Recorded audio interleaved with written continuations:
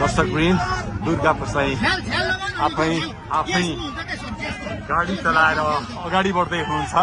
निकै नै अप्रिय अवस्था देख्न सक्छौं हामी।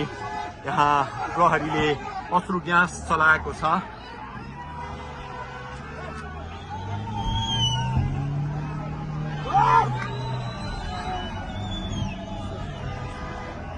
यो तीनकुनेको सडक हो, तीनकुने क्षेत्र हो।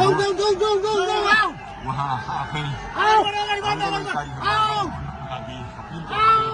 आफै गाडी चलाउँदै अगाडि बढिराख्नु भएको छ।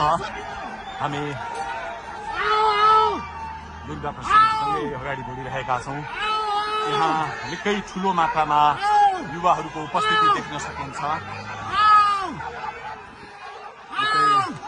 ठुलो मात्रामा युवाहरूको उपस्थिति, प्रहरीको बार तोडेर दुर्गा प्रसाई आफै अगाडि बढ्दै हुनुहुन्छ।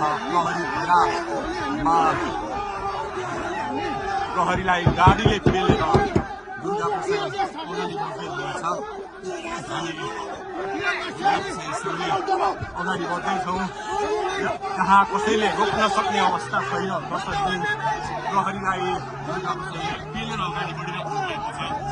प्रहरी गाडीको चाबी खोज्न लागि परेको छ र दुर्गा प्रसाईले प्रहरीको एक लेयर तोडिसक्नु भएको छ र अब अगाडि सशस्त्र प्रहरीको टोली रहेको छ।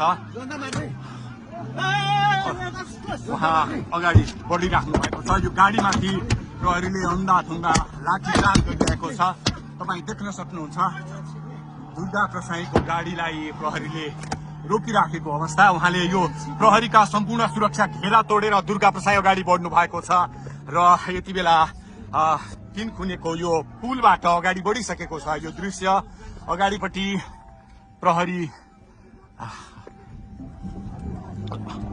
प्रहरीका यी घेरा तोडेर दुर्गा प्रसाई अगाडि बढिराख्नु भएको छ। हामी दृश्य देख्न सक्छौं।